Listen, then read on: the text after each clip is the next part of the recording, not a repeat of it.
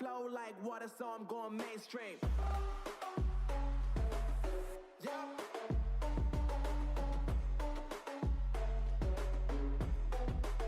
I'm going mainstream. Damn. Flow like water, so I'm going mainstream. Right, petroleum. I'll tell you what, nothing is fucking easy on this bike. Nothing at all. Any small job that you need doing, it ain't a fucking small job.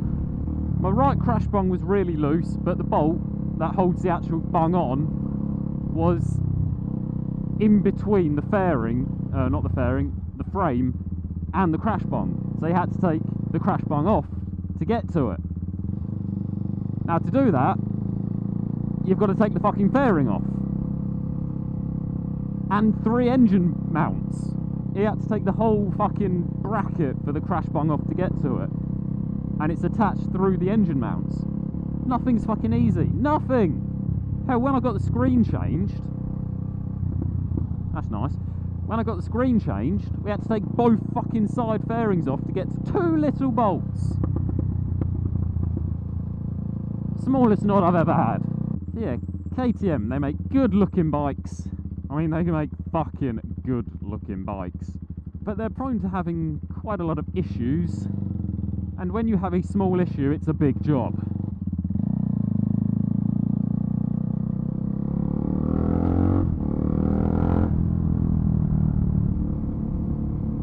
But they sound fucking good. Oh, really squeaky front brake now as well. That'll do nicely. 10 litre tank, my arse. There's no way in hell this is a 10 litre tank. If this has got a 10 litre tank, I'm Arnold fucking Schwarzenegger. That car has been fucking vandalised.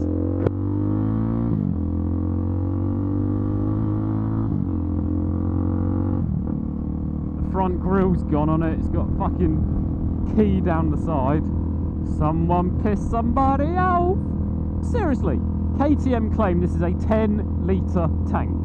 Now I have run it to the point where it's coughing and spluttering, and it actually at one point it died as I got to the petrol station, which couldn't have been better timing, I swear to God. But even from dying completely fucking empty, the most I've ever put in is 7.5 litres. And that's brimming it from empty. 7.5 litres. Now I know some of you might think, oh well, it's got a reserve. It doesn't. It doesn't have a fucking reserve. So claiming a 10 litre tank, I could understand maybe 8 litres, but 10 litres, no fucking chance. No way in hell. Yes, I've just done a circle, but now I'm going this way. So obviously in the last video, I got new tyres. Don't you fucking dare. Yeah, got new tyres in the last video. That was a week ago today, actually. I tend to do things on Fridays. So yeah, I've had these tyres a week, and fuck me, I love them. I absolutely love them. The Conti Motions I had took a long time to warm up. They were sport touring tyres, they had a long life, good amount of grip. But these ones are sport tyres, so the lifespan's been dropped down a bit, but I don't know how much yet.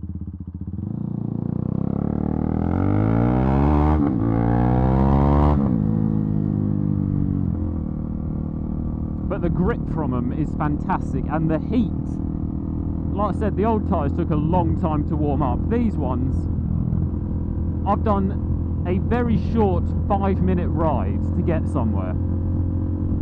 And they were hot. They weren't just, okay, there's heat in those tyres, it's fucking hell. There is heat in those tyres. So they're fucking sticky straight away. And if you do what I've done for the last couple of days, I've not covered my bike up because the weather's been, well, the weather's been like this. So it's just been sat outside in the sun. So before I even get on the bike, the tyres are hot. And of course, having a hot tyre means more grip.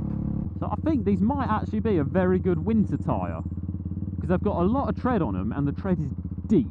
It is proper, it's like that fucking thick, or that fucking deep. yeah, I've used them in the wet once. I hadn't actually run them in at that point, so they were still a bit slippery. But I'll have to do a couple more wet rides, see how they do. But I've got a feeling these might be a very good winter tyre. I've gone the wrong way! I was going to go up Buntingford. Bollocks! I'm just so used to getting to those fucking traffic lights and turning left that I do it without thinking.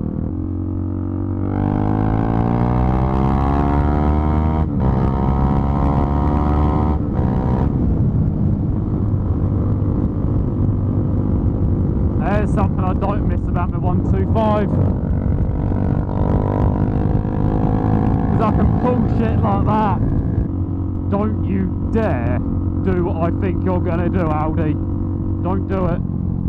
Go straight on. Go straight on. Why is that person turning right? Don't ruin this for me, you bastard.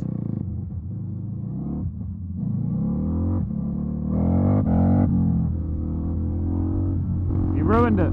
You fucking ruined it, didn't you? Yeah, since last week I've barely used the bike. Because, well, I haven't been sleeping right at the moment. I'm getting 3, maybe 4 hours at a push, and I'm constantly tired. I mean, right now, I am half asleep. I probably should not be riding. But fuck it, I need to get out on the bike. I need to enjoy myself today. Although, at the point you're seeing this video, I've got 2 weeks off work. It's not like I'm counting down the days or anything. But I have been counting down the days since 2 weeks ago. And it's not like I hate my job, I just want to get the fuck out of there and never think about it. No, that's a lie, I hate my job. I fucking hate my job. Well, I don't, and I do. The job itself is okay. It's the management. I can't deal with the management. I'll go into all of that later. We'll just leave it now as me and the management don't get on. Kind of glad I didn't go up Buntingford, to be honest, because if this road is this busy and this is actually a back road, Buntingford's going to be fucking busy because technically it is a main road. So yeah, I think I'm a bit glad I didn't go up there.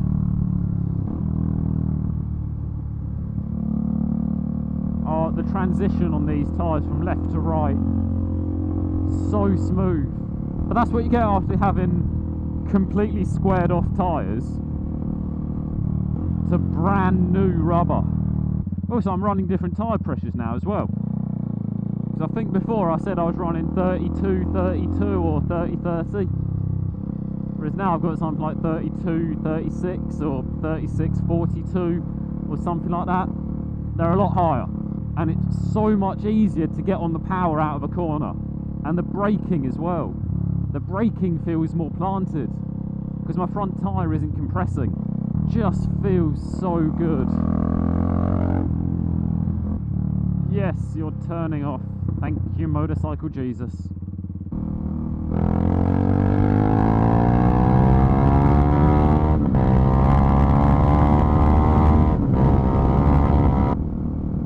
Is this oil?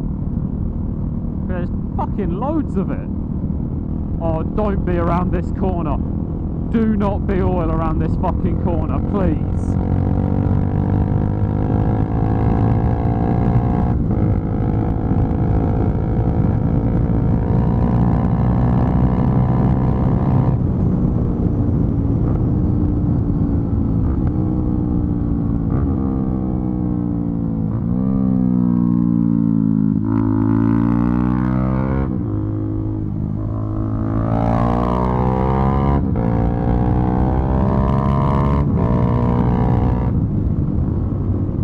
There wasn't any oil, it's all good. I've noticed something when I'm riding to and from work. If I haven't been out on a proper ride for a while, my rides to and from work start getting a little dodgy. I'll start pulling moves that I really shouldn't be doing on the way to work.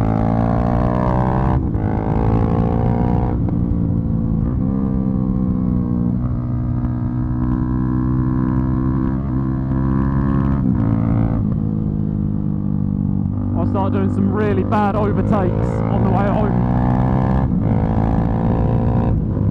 and that's the part of my head going, you need to go out for a ride, you need to get this out of you.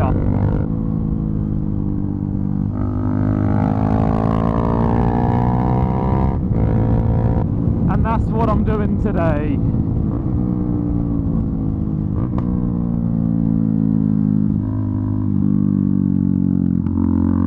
I always forget that corner gets tighter.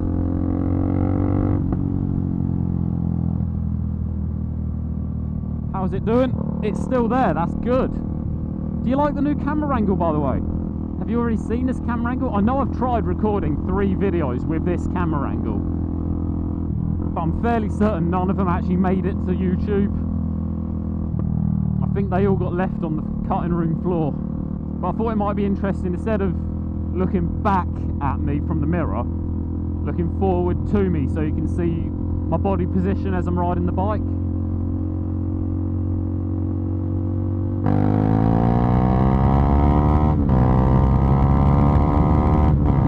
I love the power this thing has. So usable. I mean, yeah, sometimes you end up doing a bit over the speed limit, but it's not lose your license speed in 2nd gear. It's 6th gear, well, 5th or 6th gear, I should probably calm it down. Whereas something like 1000cc it is, okay, I've just put it into 3rd gear, I'm doing 150. That's not usable power. Now, I'll admit, I've never ridden a big bike, a litre bike. Despite that, I love small cc bikes, and I know you're thinking, oh, it's just because that's all you can ride, but I could quite easily get I could get an MT-07, for example. That's a big bike, kinda. I can have it de-restricted and I can ride that almost legally. But this, a little 390, power to weight ratio being on the limit for my license, it's got so much low end grunt, and that's what I like. I'm not worried about top end, because when do you ever use the absolute top end of your bike unless it's a 125? What I like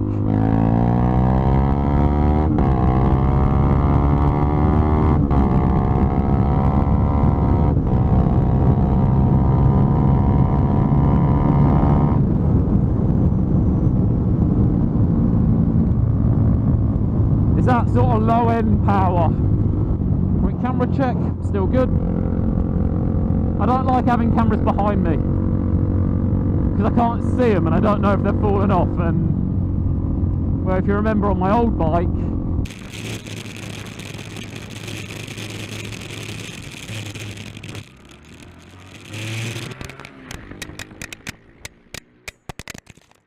the camera did fall off, obviously, so makes me a bit nervous.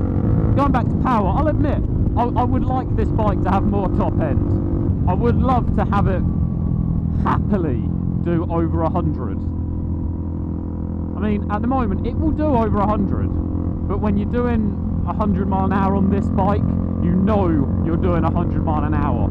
It's screaming at you, your ears are bleeding, you're getting shaken off because it's a giant fucking thumping single cylinder, it vibrates. So I'll happily admit, the top end on this bike is a bit naff, but the low to mid-range grunt you get out of this bike is fantastic, and it's so light you can just, it's ideal for little back roads.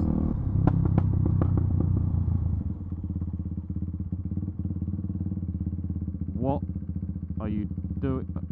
You've got no reversing lights, mate.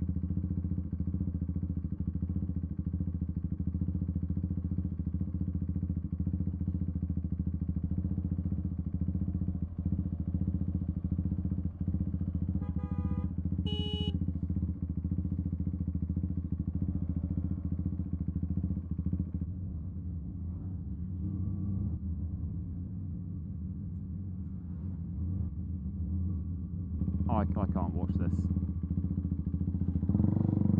Cheers.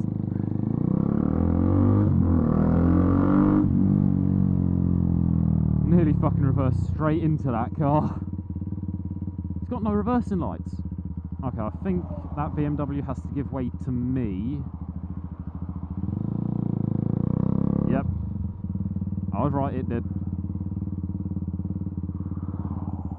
And now I have to try and get on this fucking road.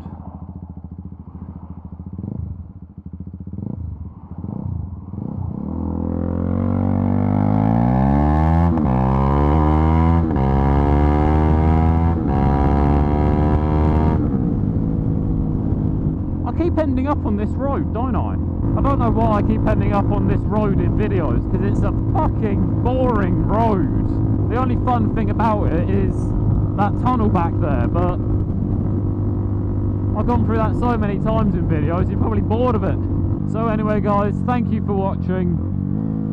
I hope you've all enjoyed, and I'll catch you all in the next one. I'm going mainstream. Mainstream. Flow like water, so I'm going mainstream.